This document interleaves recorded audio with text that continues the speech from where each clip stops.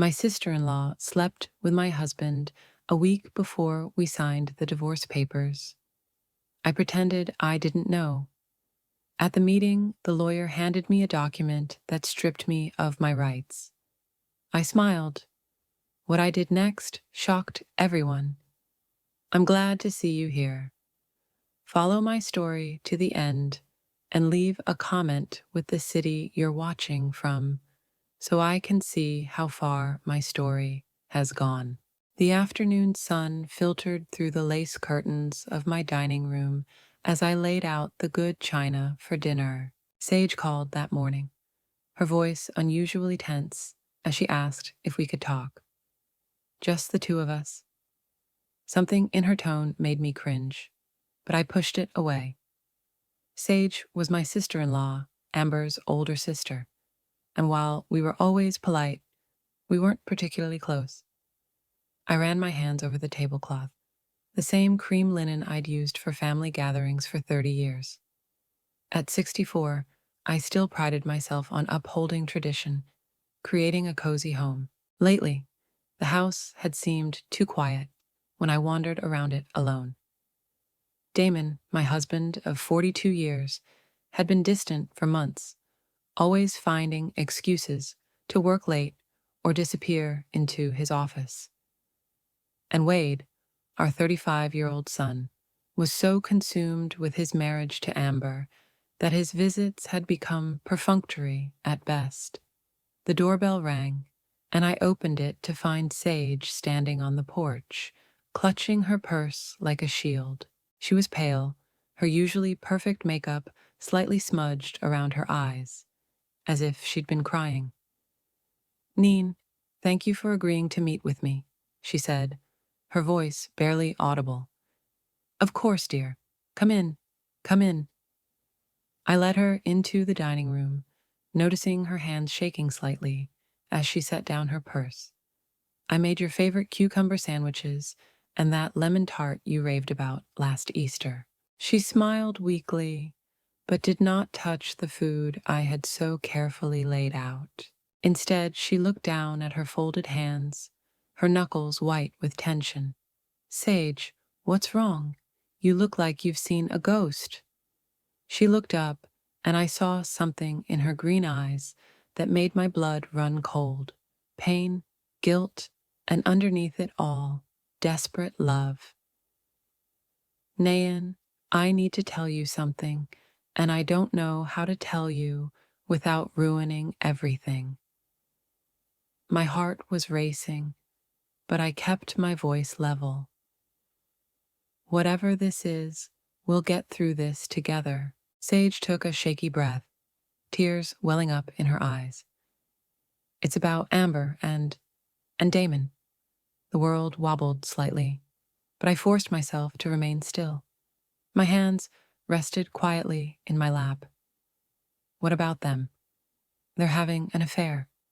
The words came out in one breath, as if she'd been holding them in for so long that they'd built up pressure. "I've known for weeks. I saw them together at that little cafe downtown, not far from Damon's office. They were holding hands, kissing, acting like lovers." I felt something inside me crack, like ice on a frozen pond, but my voice remained steady. "Are you sure?" Sage nodded unhappily. "I talked to Amber. She didn't even try to deny it. She just laughed and said it was none of my business. But Nain, what she said about you." Her voice broke completely. "What did she say?" I asked, even though part of me didn't want to know. "She said you were old and boring, that Damon deserved better. She said that after the divorce, she would make sure you got as little as possible. She planned this whole thing, Nage. She married Wade to get closer to family, to money. She worked on Damon for months." The room spun around me, but I grabbed the edge of the table and held on. 42 years of marriage, a son I raised with love and devotion, a daughter-in-law I welcomed with open arms. All of it was coming apart because of greed and betrayal. "Why are you telling me this?" I whispered. Sage reached across the table and grabbed mine. "Because it's wrong. Because you've been nothing but kind to our family, and you don't deserve this. Because Wade doesn't deserve to be married to someone who's capable of this level of deception."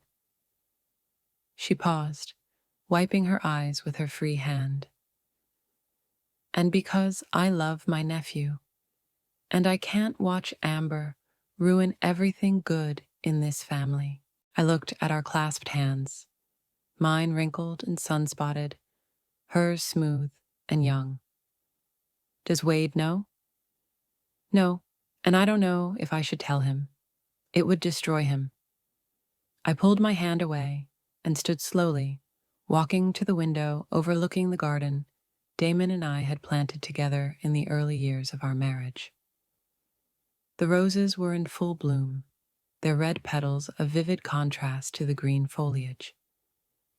Everything looked so normal, so peaceful, but beneath the soil, the roots were rotting. "What are you going to do?" Sage asked from behind me. I turned to face her, and something changed in me. The initial shock was giving way to something colder, more calculating. I'd spent my entire adult life taking care of others, smoothing over problems, keeping the peace. But this wasn't something that could be smoothed over. "Nothing," I said calmly. Sage's eyes widened. "Nothing?" I'll pretend I never heard this conversation. I'll smile and play the role of a devoted wife and mother, and I'll let them think they're winning. But Nayan, Sage, dear, some games require patience, and I've been very patient for a very long time. I sat back down and poured myself a cup of tea with steady hands. "Tell me, does Amber know you're here?" "Number she thinks I'm at work." "Okay, it has to stay that way." I looked into her eyes, and she must have seen something there that surprised her because she leaned back slightly. "Can you do that for me? Can you pretend you never told me?" Sage nodded slowly. "But what about Wade? What about your marriage?" I sipped my tea, letting the familiar ritual calm my raging thoughts. Some battles aren't won by charging in with weapons drawn, my dear. Sometimes you have to let your enemies think they've already won. After Sage left, I sat alone in my dining room for a long time, staring at the untouched cake and sandwiches. The house seemed different now, as if the walls themselves had shifted. Every family photo on the mantelpiece, every shared memory associated with furniture and decorations, all of it was overshadowed by the knowledge of what was happening under my own roof. When Damon got home that night, I was in the kitchen cooking his favorite dinner, roast carrots and potatoes, the same dish I'd made every Thursday for 40 years. "Smells good," he said, not looking me in the eye as he loosened his tie. "Rough day at the office?" I asked politely, as if I didn't know he'd probably spent his lunch hour with my sister-in-law. "Same as usual." He disappeared upstairs to change, and I continued setting the table, my movements automatic and precise. When he returned, we ate in relative silence, our conversation limited to banal topics about the weather and household chores. But now I watched him closely, noticing things I hadn't noticed before. The way he constantly checked his phone, the new cologne he'd started wearing, the fact that he no longer looked at me when he spoke. 42 years old, and I was only now seeing my husband clearly. That night, as he lay next to me in our double bed, I looked at the ceiling and made a decision. They wanted to play games. Fine. But they had no idea who they were playing with. Living with the knowledge of betrayal was like walking on broken glass. Every forced smile, every polite conversation cut deeper into my soul. But I persisted, playing my role as an unsuspecting wife and mother, carefully observing the elaborate deception unfolding in my own home. 3 days after Sage's revelation, Amber arrived for our usual Sunday dinner. She walked into my kitchen in a new designer dress, her blonde hair perfectly coiffed, her smile as bright and fake as jewelry. "Nayan, you look beautiful," she said excitedly, hugging me with theatrical warmth. "I love how you decorated the table with flowers." I hugged her back, noticing the expensive perfume that coated her skin, the same scent I'd been smelling on Damon's shirts lately. "Thank you, honey. Wade will be here soon. Want some wine while we wait?" "That would be lovely." She settled herself at the kitchen island, crossing her legs elegantly. "Actually, I was hoping we could chat for a while. Just us girls." My hands remained steady as I poured the wine, even as my heart began to race. "Sure. What are you thinking about?" Amber took a graceful sip and leaned forward, conspiratorial. "I'm worried about you, Nayan. About you and Damon." The audacity of it nearly left me speechless. There she was, the architect of my marriage's demise, feigning concern. "Oh, why are you worried?" "Well, you two seem so distant lately. There's tension at family gatherings." She placed her manicured hand on mine in a gesture of mock sympathy. Marriage can be so difficult after so many years. The spark just fades sometimes. I nodded thoughtfully, as if considering her words. "You know, you might be right. We're going through a rough patch." Amber's eyes lit up with satisfaction, which she tried to hide behind concern. "Have you thought about counseling? Or maybe it's time to think about what would make you both happier in the long run." "Do you think we should get a divorce?" I asked, my voice carefully neutral. "I'm not saying that." She quickly backed off, but I could see the worry beneath her worried facade. "I just think life is too short to stay in an unfulfilling marriage. You deserve to be happy, Nayon. You deserve someone who appreciates you." The irony was suffocating. "That's very sweet of you to say that. I care about this family," she continued, her voice taking on a false sincerity. "Wade would want both of his parents to be happy, even if it means breaking up. And honestly, you're still such an attractive woman.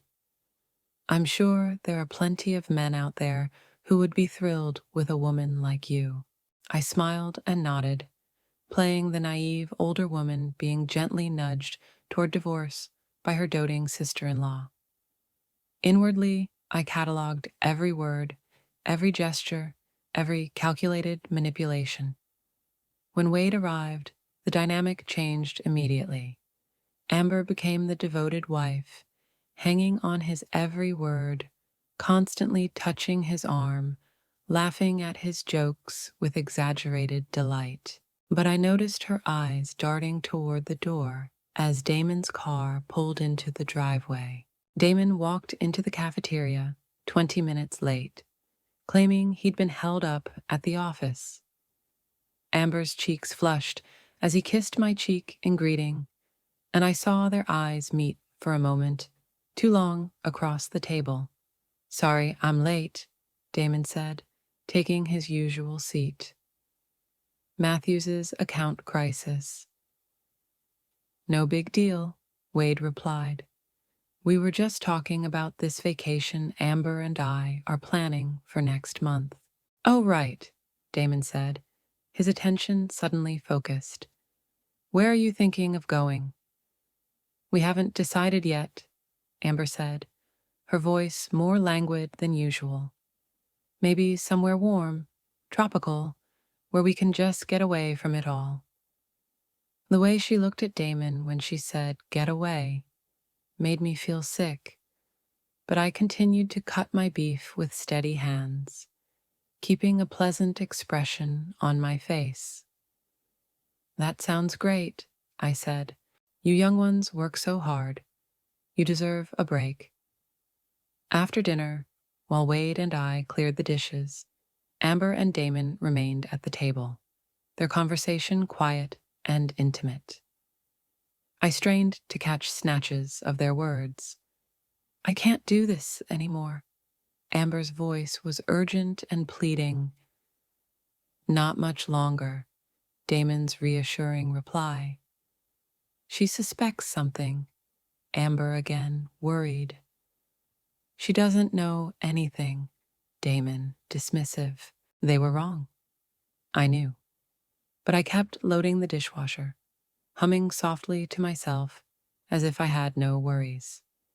The following week, I made an appointment with my lawyer.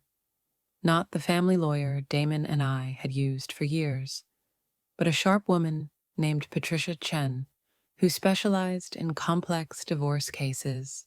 Her office was in the center of town, far from our usual haunts, which ensured that I wouldn't be seen by anyone who might report to Damon.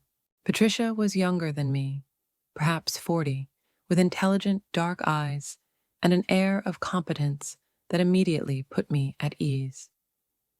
"Mrs. Morrison," she said, after I explained my situation, "I must ask why you haven't confronted your husband directly about the affair." I clasped my hands in my lap, choosing my words carefully. "Because I want to understand exactly what I'm dealing with before I make any decisions. This house, our assets, our family heritage, I need to know where I stand legally." Patricia nodded approvingly. "Smart approach. Let's start with the basics. How are your assets structured?" Over the next hour, we went through everything. The house purchased 40 years ago with money from my family's inheritance. The investment accounts built up over decades of careful saving. The family business Damon inherited from his father. Most importantly, the trust my grandfather had set up that included the house and several other properties. "That's interesting," Patricia said, studying the trust documents I'd brought. "Your grandfather was quite farsighted. There are some very specific provisions in this trust about inheritance and divorce." "What provisions?" "Well, the house can never be sold or transferred to anyone outside your direct bloodline. Even if you get divorced, your husband has no rights to it. And there's an adultery clause, which is pretty unusual for trusts set up in that era." My pulse quickened. "What does it say?" Patricia read from the document. "In the event of a divorce for adultery, the innocent party shall retain all rights in the trust property, and the guilty party shall forfeit all rights in the assets derived from or related to said trust." I sat back, feeling something like hope welling up in my chest for the first time in weeks. "So, if I can prove Damon cheated on me, not only will you keep the house, but you'll also keep several other properties and investments that are tied to the trust. The property your husband now believes he has a stake in. And he doesn't know about these provisions?" Patricia shook her head. "From what you've told me, it sounds like he's operating under the assumption that you'll be entitled to half of everything in a standard divorce. He has no idea about trust protections." I left Patricia's office feeling lighter than I had in weeks. Damon and Amber thought they were playing chess, but they didn't even know all the pieces on the board. That night, I watched as Damon struggled to maintain his facade of a devoted husband. He praised my cooking with false enthusiasm, asked about my day with feigned interest, and kissed my forehead goodnight with lips that had kissed another woman. But I could see the cracks in his performance. Guilt gnawed at him even as his arrogance convinced him he was shirking responsibility.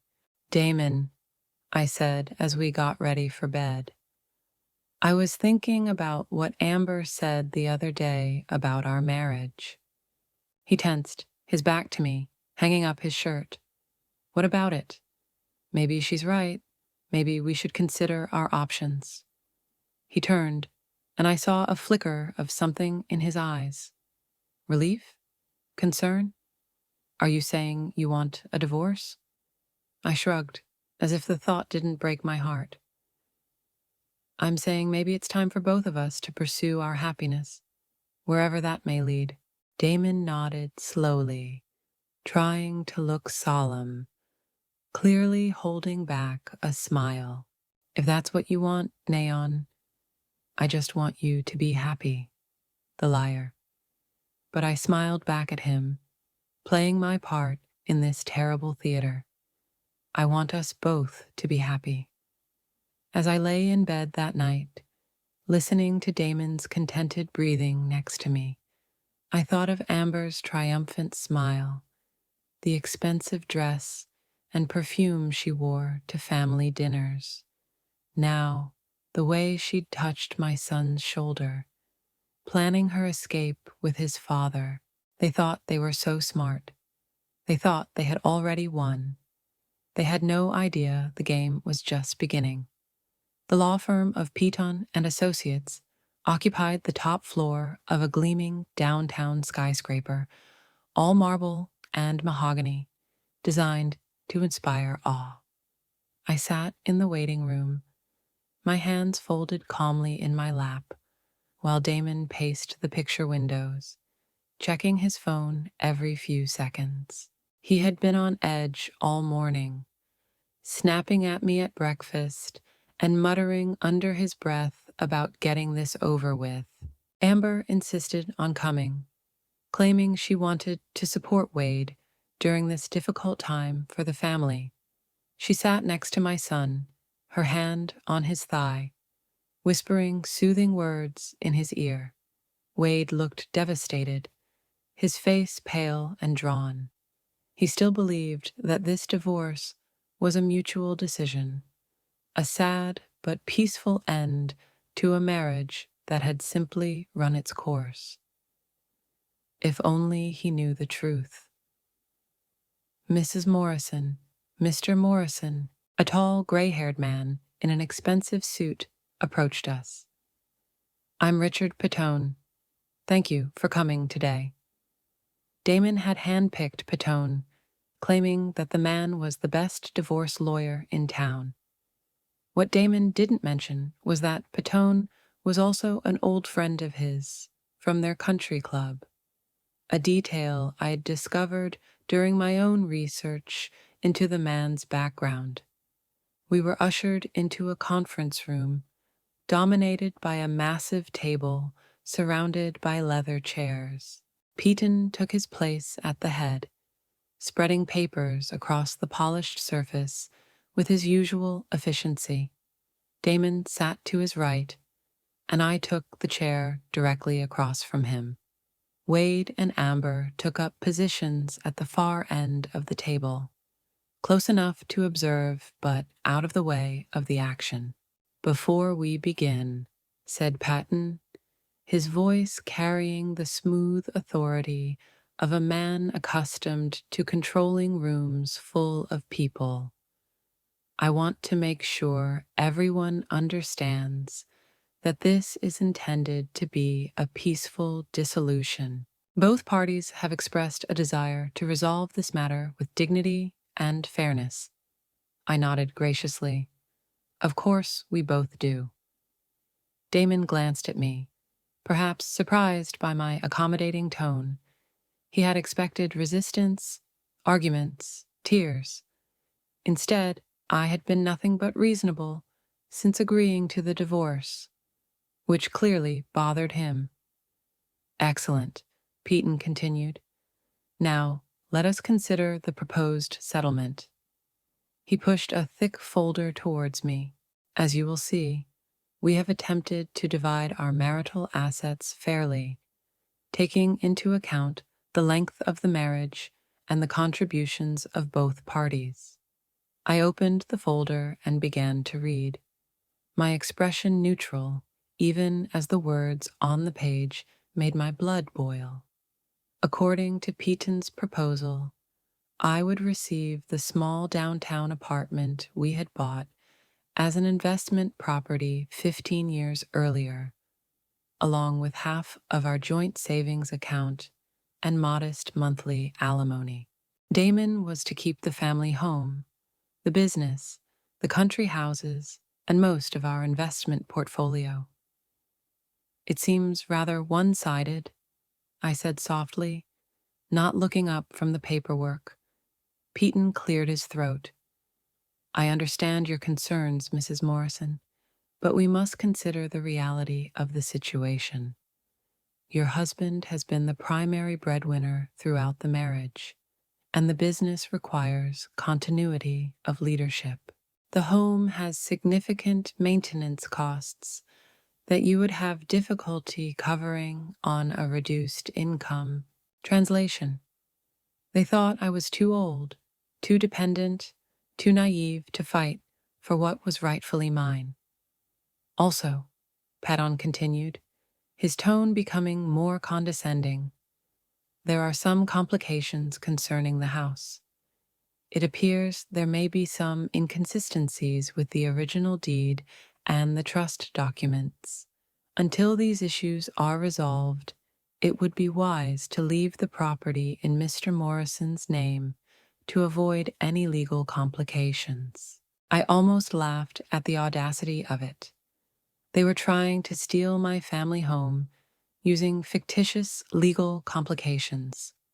I watched Amber sit up straight in her chair, probably calculating how long it would take her to redo the bedroom. I see, I said quietly. And these inconsistencies, when do you expect them to be resolved? Peyton waved his hand. These things can take years. Transfers of property between generations, changes to trusts. It's quite complicated. Really, it would be better for everyone if we kept things simple.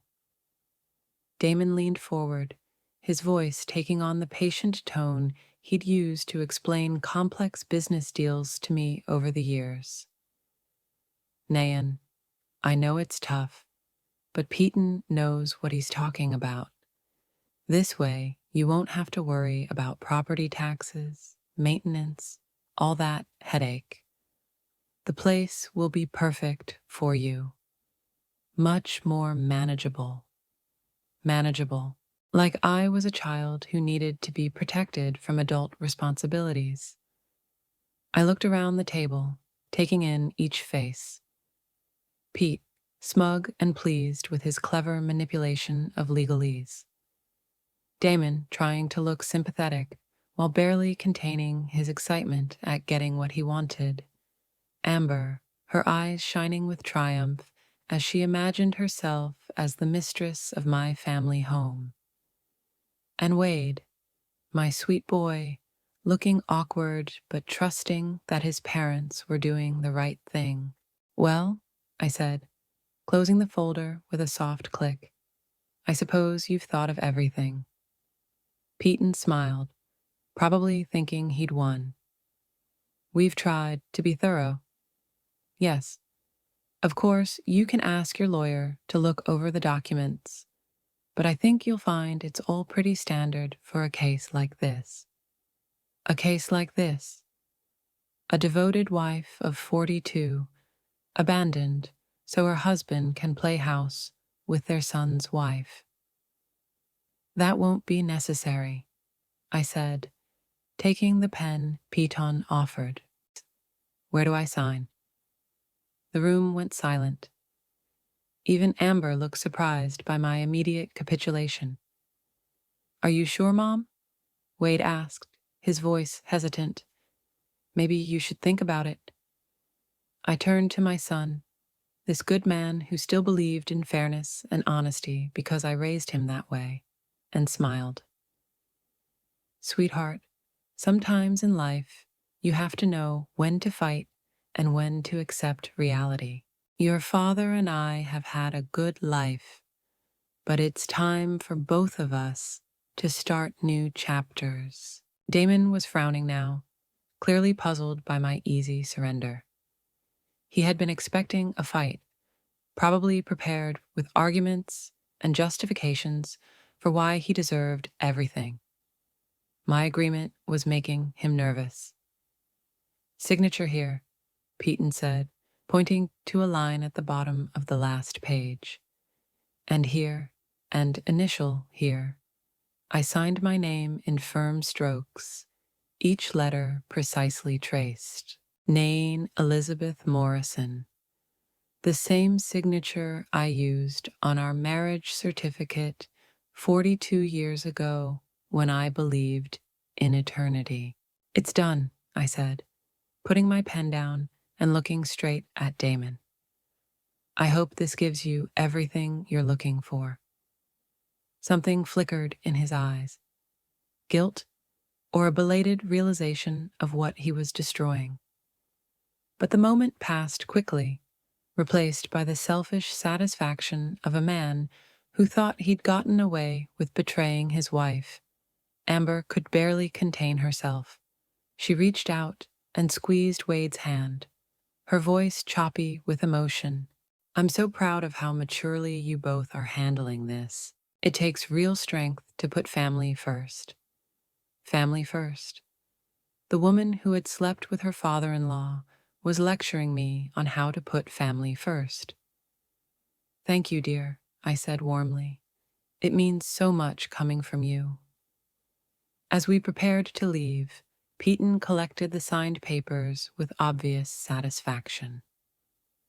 I'll file them with the court tomorrow. The divorce must be finalized within 60 days. 60 days until Damon is free to marry his son's wife. 60 days until Amber thinks she's going to live in my family home. 60 days until they discover that some games have rules the players don't even know. Outside the building, Wade hugged me tightly, his eyes wet with unshed tears. Mom, are you okay? You're taking this so calmly. I stroked his cheek. This boy who looked so much like his father at the age when Damon still had a soul. I'm okay, honey. Everything will work out just the way it's supposed to. Amber appeared next to us, wrapping her arms around Wade's waist in a mock possessive manner. Your mother is incredibly strong, baby. She'll be so much happier now. I'm sure I will, I agreed, meeting her triumphant gaze with a serene smile. I'm sure we all will. As they left, I could hear Amber excitedly chattering about how she was going to help me pack, how she was going to find me a good nursing home where I could make friends my own age, how much easier life would be for everyone now. I stood there in the shadow of the skyscraper, watching my husband and sister-in-law celebrate their victory, and I felt a deep, cold satisfaction in my chest. They thought they had won. They thought they had outwitted the naive old lady who had taken care of everyone for 42 years. They had no idea that exactly 60 days later, when their divorce became final and they tried to collect their prizes, they would discover that some of the property belonged not to husbands or wives, but to bloodlines that stretched back generations. I walked to my car with confident steps, already thinking about the phone call I needed to make to Patricia Chen. There was preparation to be done, paperwork to be gathered, and a few more moves to be made in this chess game they didn't even know they were losing. The real show was about to begin. 2 weeks after signing the divorce papers, I was tending my rose garden when I heard the sound of tires crunching on gravel. Wade's car pulled into the driveway, but something was wrong. Instead of his usual cheerful greeting, he sat behind the wheel for a long time, gripping the steering wheel as if it were the only thing holding him in place. When he finally got out, I saw that my son was a broken man. His usually impeccable appearance was disheveled, his shirt wrinkled, his hair uncombed. But it was his eyes that broke my heart. They had the empty, devastated look of a man whose world had just collapsed. "Wade," I put down my gardening shears and hurried to him. "Honey, what happened? What?" He looked at me for a moment, his mouth opening and closing as if he couldn't find the words. Then his face twisted, and he collapsed on my porch steps like a puppet whose strings had been cut. "She lied to me," he whispered, his voice rough with pain. "She lied all this time." I sat down next to him, hesitant to speak. Part of me wanted to hug him and tell him everything was going to be okay. Another part wanted to demand details, to finally get confirmation of what I had known for weeks. Instead, I waited, letting him find his way to the truth at his own pace. "I found the messages," he continued, looking down at his hands. "Hundreds of messages between Amber and Dad. They'd been planning this for months." My heart clenched for him, but I forced my voice to remain calm. "Planned what?" Wade laughed bitterly, a laugh that sounded nothing like my gentle son's. "The divorce, the affair. They thought they were so smart, waiting for you to sign the papers so they could run away together." Amber bragged to someone about how easy it was to manipulate the both of you. The words hit me like physical blows, even though I'd known the truth for weeks. Hearing it from Wade's lips made it real in a way all my observations and suspicions never could. "How did you know?" I asked quietly. "Sage called me." Wade's voice was full of gratitude and grief. "She said she couldn't watch this happen anymore. She told me where to look, what to look for. At first I thought she was crazy, but then I checked Amber's phone while she was in the shower and—" He trailed off, unable to finish the sentence. I could imagine what those messages contained. The worry, the planning, the cruel laughter at the expense of the people they were betraying. "Sage had been trying to warn people for weeks," Wade continued. "She said she tried to talk to Amber, begged her to stop, but Amber just laughed, said she had worked too hard to get close to our family's money to give up now." Money? Of course, it all came down to money. Not love, not a real connection, but a cold calculation about assets and inheritance. "Where is Amber now?" I asked. "I talked to her this morning, showed her the messages I found." Wade wiped his eyes with the back of his hand. "She didn't even try to deny it. She just shrugged and said I was naive to think she ever loved me. Said Dad could give her something I could never give her." The casual cruelty of it left me speechless. To brush aside years of marriage, to mock the love of a good man who had done nothing but cherish it, was beyond comprehension. I kicked her out, Wade said, his voice growing stronger. Told her she had an hour to pack her things and get out of our house. She laughed in my face. Mom, she said it didn't matter because she was going to live in a much better place soon. A much better place. My family home, which she thought would soon be hers. I'm so sorry, honey, I said, finally allowing myself to touch his shoulder. You don't deserve any of this. Wade looked up at me, his eyes shining with unshed tears. How can you be so calm about all of this? Daddy betrayed you, too. He threw away 42 years of marriage for her. I studied the face of my son, this man I had raised to believe in goodness and loyalty, and made my decision. He deserved to know that he wasn't alone in this, that someone else was fighting for what was right.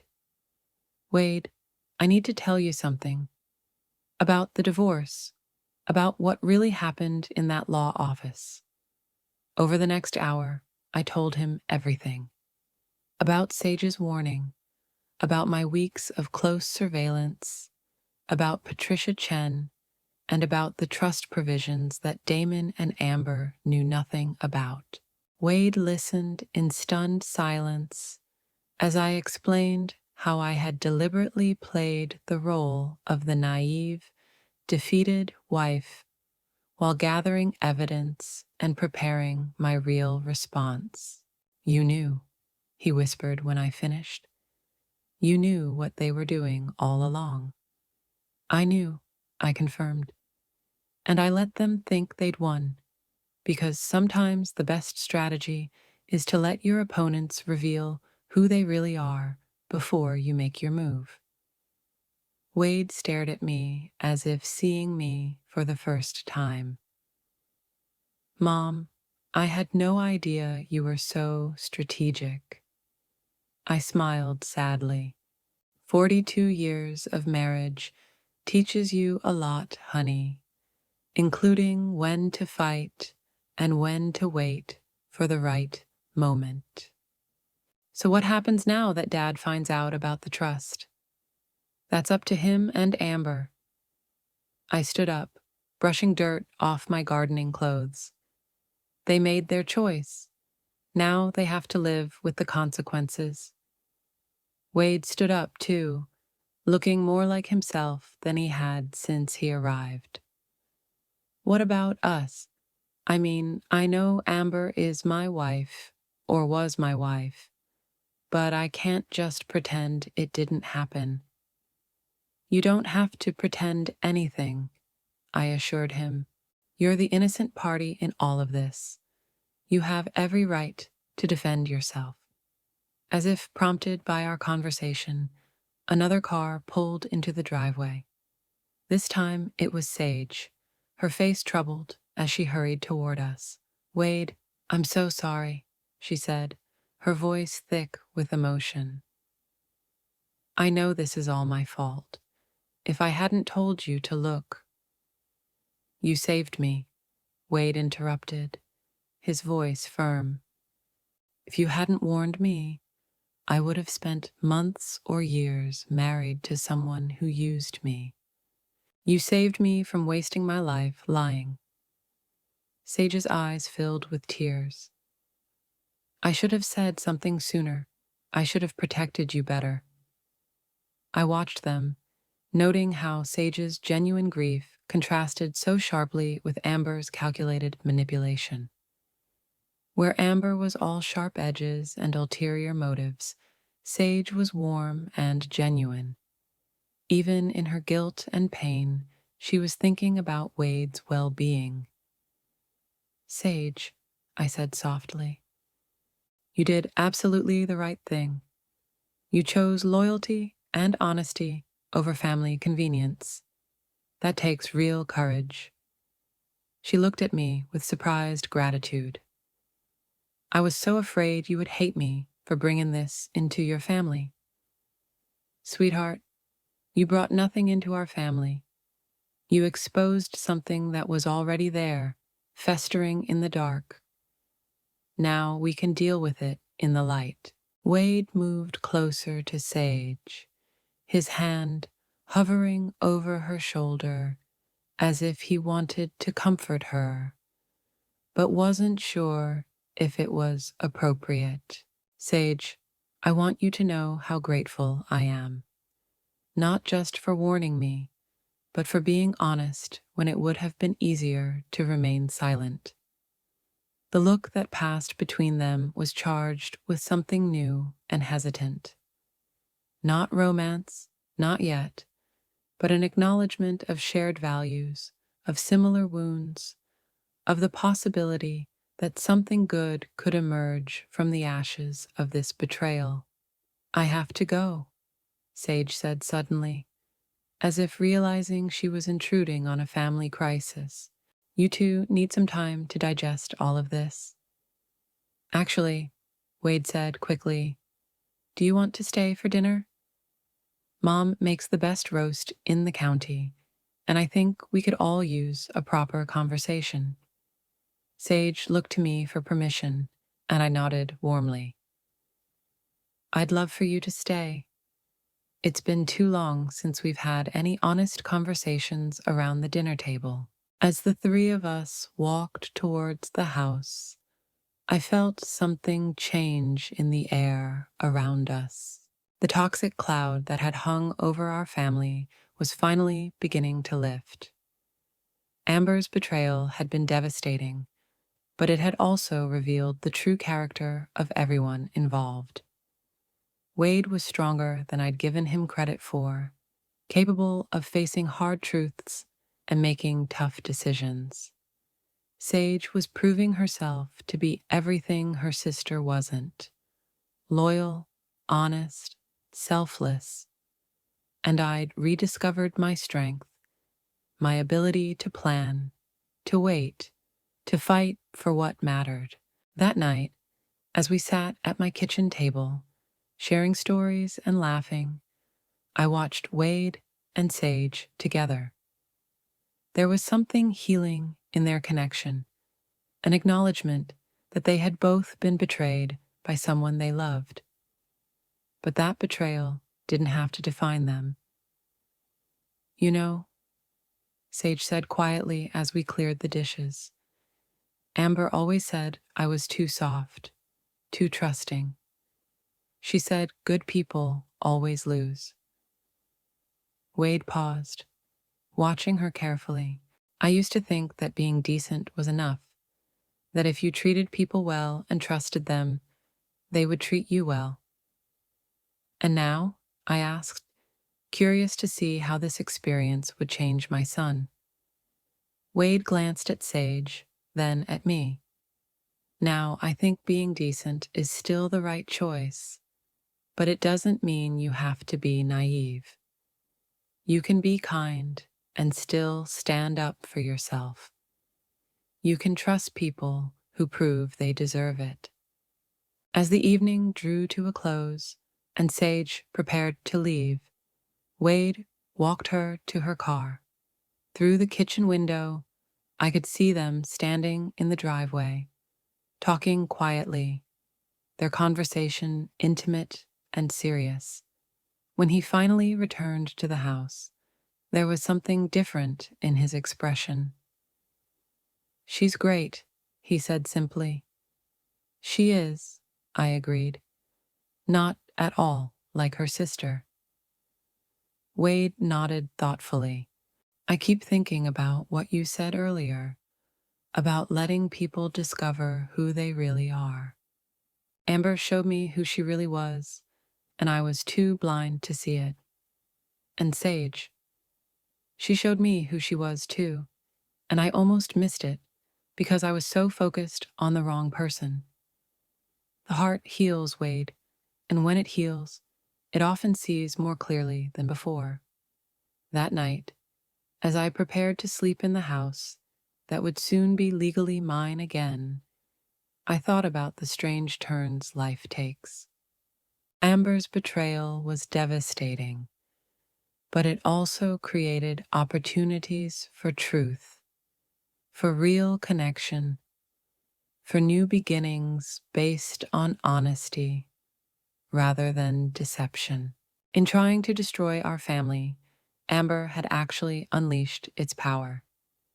She had stripped away all the masks and false loyalties, leaving only what was real and worth saving. Tomorrow, I would call Patricia Chen and begin the final phase of my plan. But tonight, I felt something I hadn't felt in months. Hope.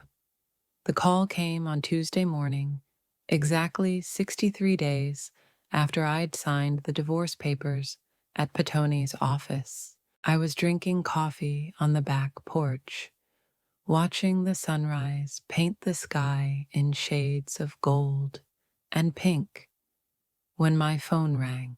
Damon's name appeared on the screen, and for the first time in months, I answered with genuine pleasure. "Hello, Damon. What the hell did you do?" His voice was rough with panic and rage, any pretense of politeness abandoned. I took a leisurely sip of my coffee before answering. "Morning to you too. I'm fine, thanks for asking. The weather is beautiful today." "Don't play with me, Nain. My lawyer called an hour ago. He says there's a problem with the house. Something about a trust no one had mentioned before." "Oh, that." I try to keep my voice light, casual. "Yeah, I guess that was a big surprise for you." The silence on the other end of the line stretched on for so long, I wondered if he'd hung up. Then his voice came back, deeper and more dangerous than before. "You knew. You've known about this trust all along, haven't you?" "Of course you did. It's my family's trust, Damon. My grandfather established it to protect our property from exactly this kind of situation." "This situation?" His voice cracked with indignation. "We're getting divorced. It's normal, Nayan. People get divorced every day." I stood up and walked to the edge of the porch, looking out over the garden my grandmother had planted, my mother had tended, and I had lovingly maintained for 40 years. "You're right. People do get divorced every day, but they don't usually cheat on their daughter-in-law while plotting to steal their wife's family home." A sharp intake of breath told me he hadn't expected such a direct confrontation. For weeks, I had played the role of the confused, hurt wife. Now he could hear the woman who had been plotting his downfall while he celebrated his ruse. "How long have you known?" he finally asked. "Long enough," I replied. "Long enough to document everything. Long enough to protect what matters. Long enough to watch you and Amber plot your little future together in my family's home." "Our home," he corrected automatically. But there was no longer any certainty in his voice. "No, Damon, never our house. The deed was always in trust. You were allowed to live here as my husband, but you never owned a single brick. And now that you've chosen to end our marriage through adultery, you've forfeited any right to stay here." Another long silence. Then, in a voice that sounded like the man's world was crumbling, "Where do I go?" The pathetic quality of the question almost made me feel sorry for him. Almost. "I suppose you and Amber can figure something out. You're both so smart. Nayan, please, can't we figure something out? I know I've made mistakes, but..." "Mistakes?" I cut him off, my voice sharp for the first time. "Mistakes are forgetting to buy milk or missing an anniversary. What you did was intentionally betray everything we've built together. What you did was seduce our son's wife and plot to steal my inheritance. These aren't mistakes, Damon. This is who you've chosen to be. I heard a woman's voice in the background, shrill and demanding. Amber, no doubt, wanted to know what was happening to her carefully laid plans. I have to go, Damon said, his voice defeated. But it's not over. Yes, it is, I replied calmly. It's been over for a long time. You just haven't realized it yet. I hung up and sat back down, finishing my coffee in peaceful silence. The phone rang a few more times. Damon's number, then an unknown number that was probably Amber's. But I didn't answer. I had nothing more to say to them. An hour later, Wade's car pulled into the driveway. He looked grim but determined as he walked up the steps, Sage holding a file at his side. "Mom, we need to talk," he said without preamble. "Sure, sit down."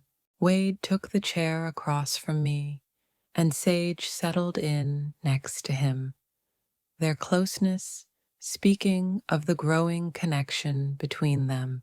Over the past few weeks, they had become inseparable, finding solace and understanding in their shared experience of betrayal. Sage was helping me go through Amber's things, Wade began. "We found some documents I thought you should see." Sage opened a folder and pulled out a stack of papers. They were hidden in a safe in Amber's closet. I think they show how long this was all planned. The first document was a copy of my grandfather's will, annotated in Amber's handwriting, with notes on property values and inheritance laws. The second was a meticulously detailed timeline showing when she planned to seduce Damon, when they would initiate divorce proceedings, and when they expected to take possession of the house. But it was the third document that made my blood run cold. It was an insurance policy on my life, taken out by Amber 6 months earlier, with her listed as the beneficiary. "She forged your signature," Sage said quietly. "I checked with the insurance company. They have no record of you ever agreeing to this policy." Wade's face was pale with rage. "She wasn't just planning to steal from you, Mom. She was planning—" He couldn't finish his sentence. I stared at the policy, feeling a chill that had nothing to do with the morning air. The woman I had adopted into my family, the woman I had treated like a daughter, was planning not only my financial ruin, but perhaps something far worse. "There's one more thing," Sage continued, pulling out a printed email. "This is from a private investigator Amber hired to investigate your family's assets. She spent months poring over the trust, trying to find loopholes." The investigator's report was detailed and chilling. It detailed not only the terms of the trust, but my daily habits, my medical history, my relationships with my neighbors and friends. Amber studied me like a predator studies its prey. "Wade, I need you to take these documents to the police," I said, my voice steady despite the turmoil in my chest. "But a fake insurance policy is a felony." "I already did," he said. "I called Detective Martinez this morning. He's opening an investigation for identity theft and insurance fraud." We were silent for a moment, the full extent of Amber's betrayal taking in. She hadn't just been unfaithful. She systematically planned to destroy our entire family. "There's one more thing," Sage said hesitantly. "Something I probably should have told you weeks ago." Wade took her hand encouragingly. "Speak. Amber isn't just manipulative and greedy. She's dangerous. This isn't the first time she's done something like this." Sage's voice was barely audible. Our Aunt Eleanor died 2 years ago. Sudden heart attack. Very unexpected. Amber was taking care of her at the time, helping with her medications. The aftermath hung in the air like a toxic cloud. Wade tightened his grip on Sage's hand. The doctor said it could happen to anyone. Sage continued. Eleanor had a heart condition, and sometimes things just happen. But after that, Amber inherited Eleanor's house and her savings, and she seemed so happy about it. Not grieving, as you might expect, but content. Did you tell the police about this? I asked. Sage nodded. Detective Martinez is also investigating Eleanor's death. He said they might exhume the body if they find enough evidence to investigate. We were interrupted by the sound of a car pulling up with unnecessary aggression.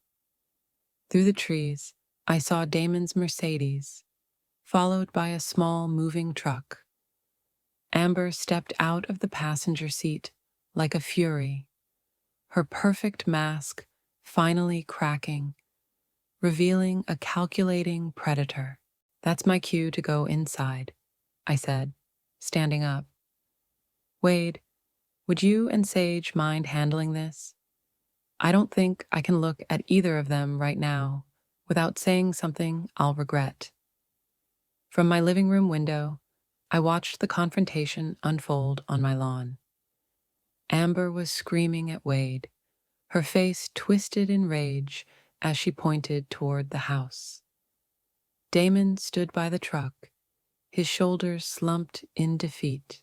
Two burly movers waited hesitantly, unsure whether to unload their cargo.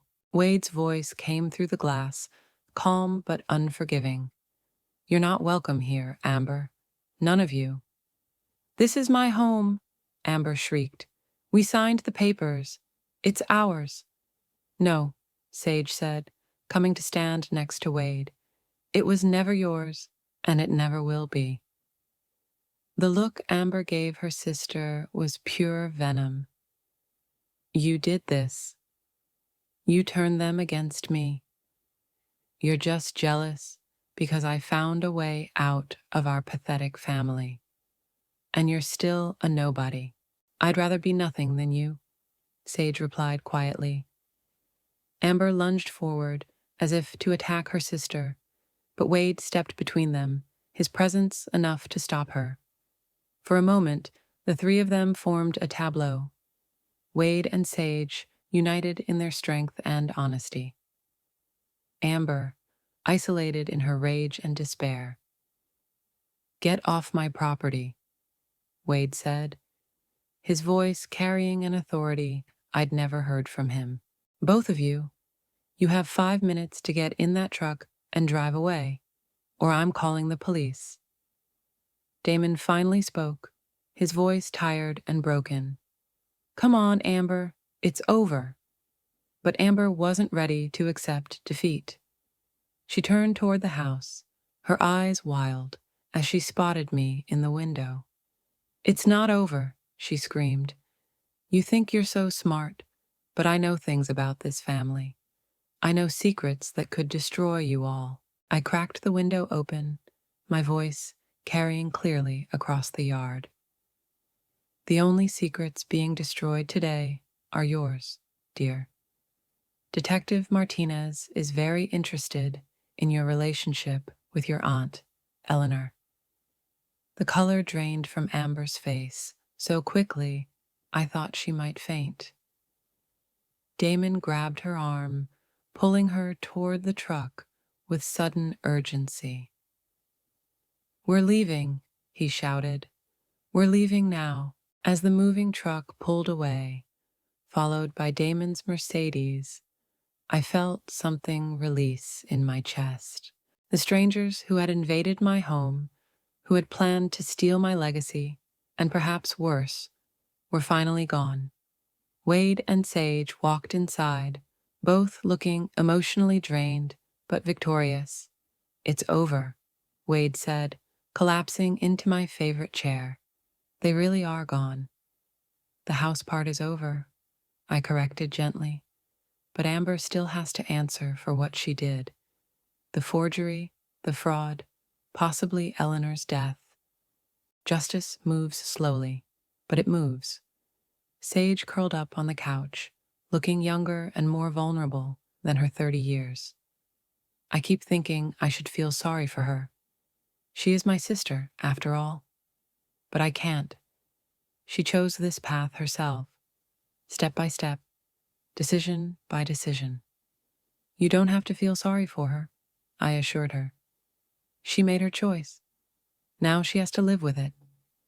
When evening came, the three of us were cooking dinner in my kitchen. It felt like a celebration, although none of us said so. We celebrated survival, honesty, and the connections that matter.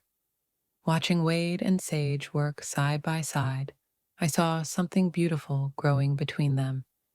Not the desperate, grasping love that Amber offered, but something real and solid, built on mutual respect and shared values. You know, I said as we sat down to dinner, this house has seen a lot of history. My grandmother raised 5 children here. My mother lived through the Depression within these walls. I raised Wade here, and someday I hope his kids will play in the same yard. Wade and Sage exchanged a look that spoke volumes about their future. But tonight, I continued, raising my glass of wine, we celebrate the fact that this home will remain in the hands of people who understand what family truly means.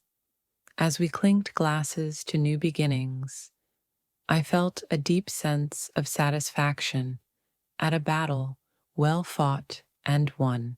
Amber and Damon had tried to destroy everything I valued, but in the end, they had only succeeded in revealing what was truly valuable.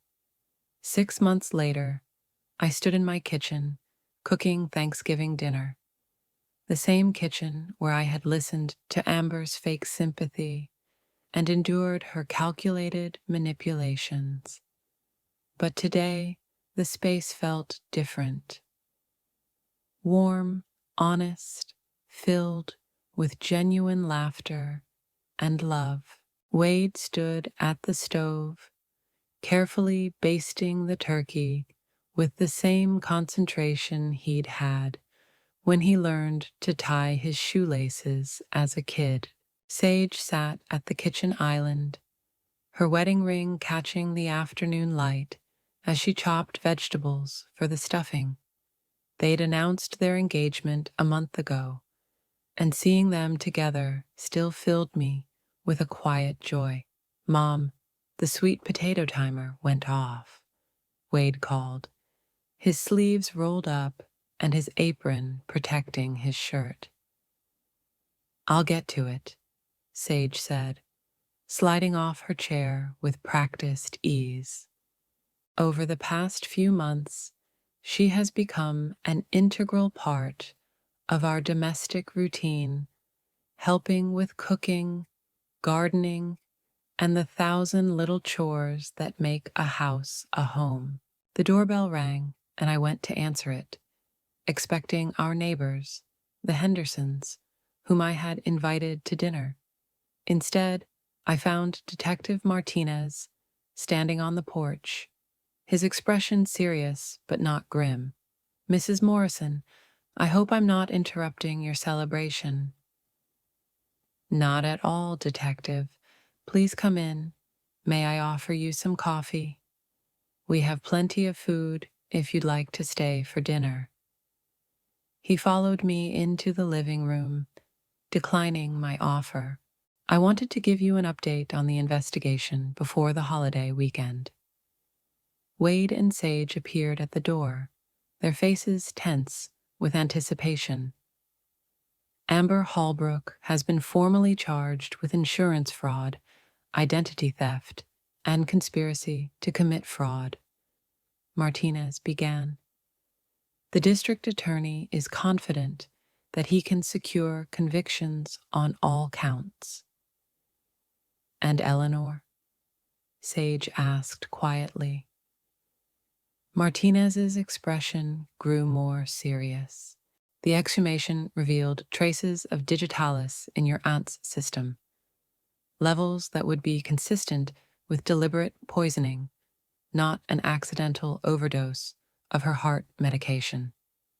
Sage's hand flew to her mouth. She did kill her. We're building a case for first-degree murder.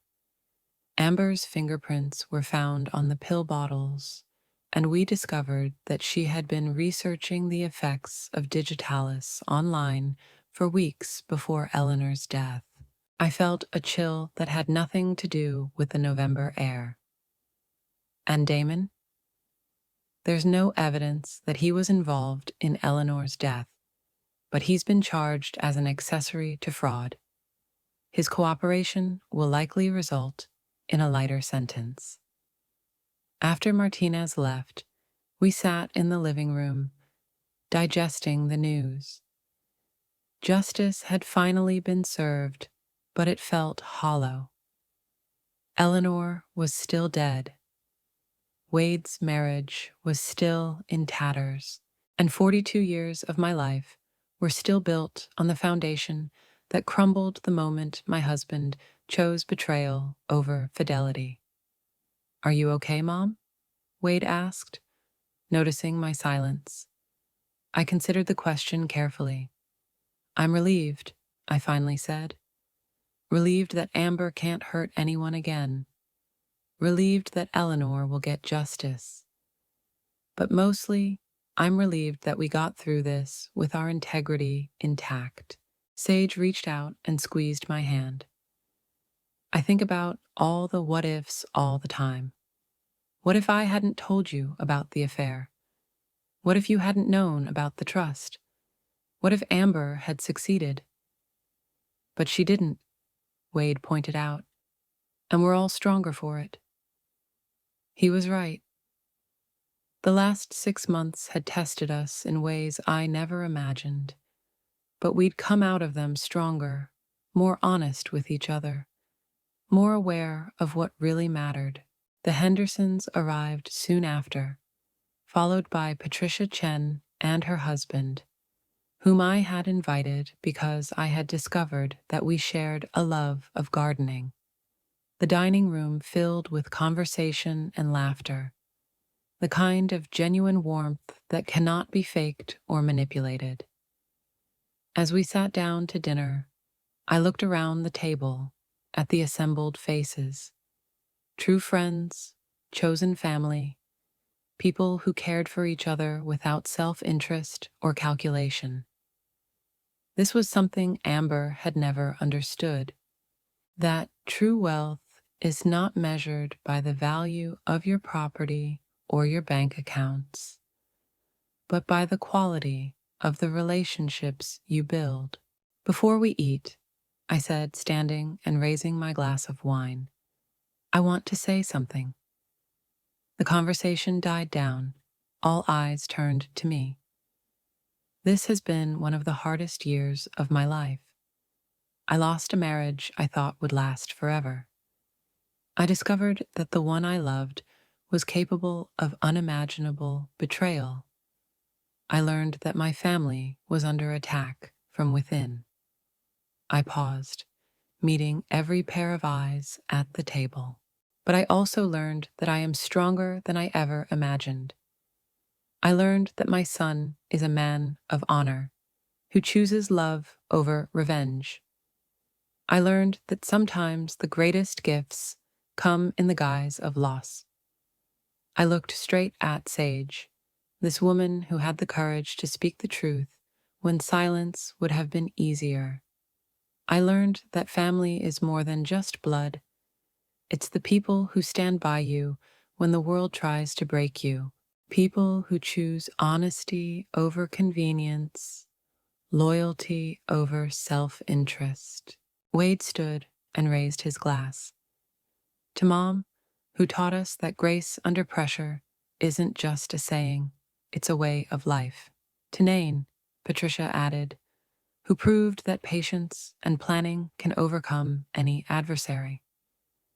To new beginnings, Sage said quietly, and to the families we choose, as well as the families we were born into.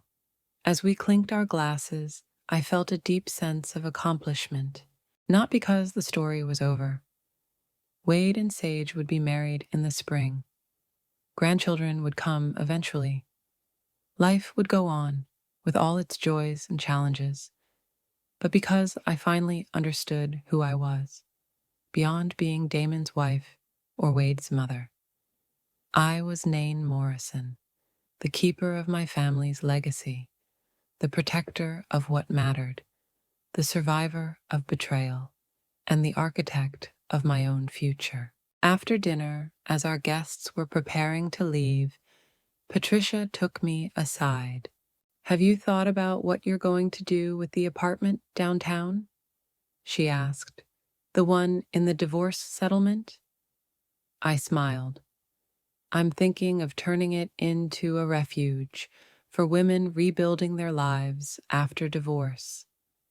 Nothing grand or institutional, just a quiet place for someone to stay until they figure out their next chapter.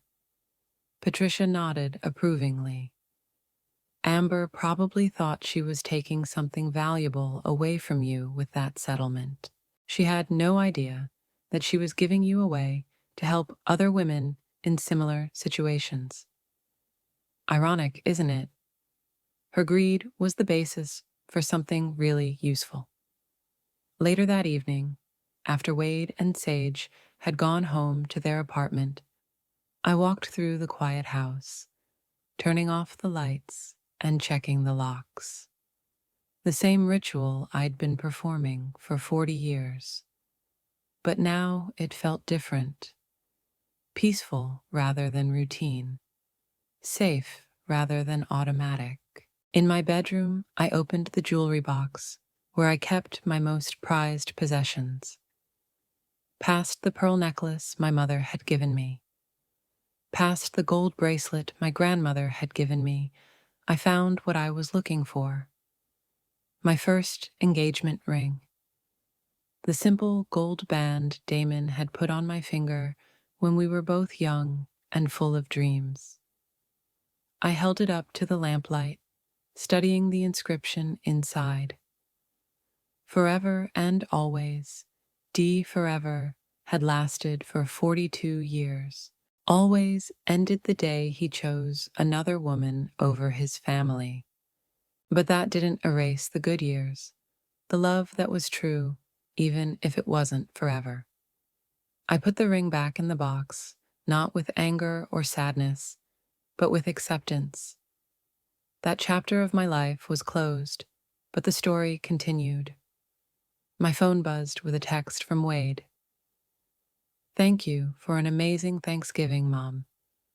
Sage and I are so grateful to have you in our lives. I wrote back, thank you for being the person I always knew you could be. Good night. A second message appeared, this time from Sage. I've never had a mother who believed in me the way you did. Thank you for showing me what true strength is. I wiped away the tears that had sprung to my eyes. At 64, I discovered that some of life's greatest gifts come in the second act. When you finally realize your worth and refuse to accept anything less. The house enveloped me in familiar creaks and sighs, the sounds of a structure that had weathered many storms and would weather many more. I thought of my grandmother, who raised 5 children in this house during the Depression. I thought of my mother, who maintained it as a safe haven during World War II while my father was overseas. I was part of a long line of strong women who stood up for what mattered, who faced adversity with dignity and determination. Amber tried to break that chain, but she only made it stronger. Tomorrow, I'll start planning a retreat for divorced women. using the apartment that was supposed to be my consolation prize. Next month, I'll help Wade and Sage plan their wedding, which will take place in the garden where my grandmother married my grandfather 80 years ago.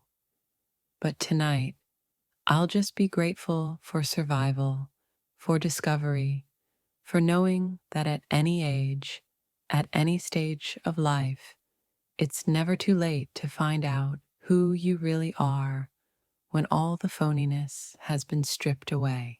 Outside my window, the November wind rustled the bare branches of the oak tree Damon and I planted on our 10th anniversary. It had weathered storms, droughts, and countless seasons. Like me, it had bent but not broken, endured and grown stronger.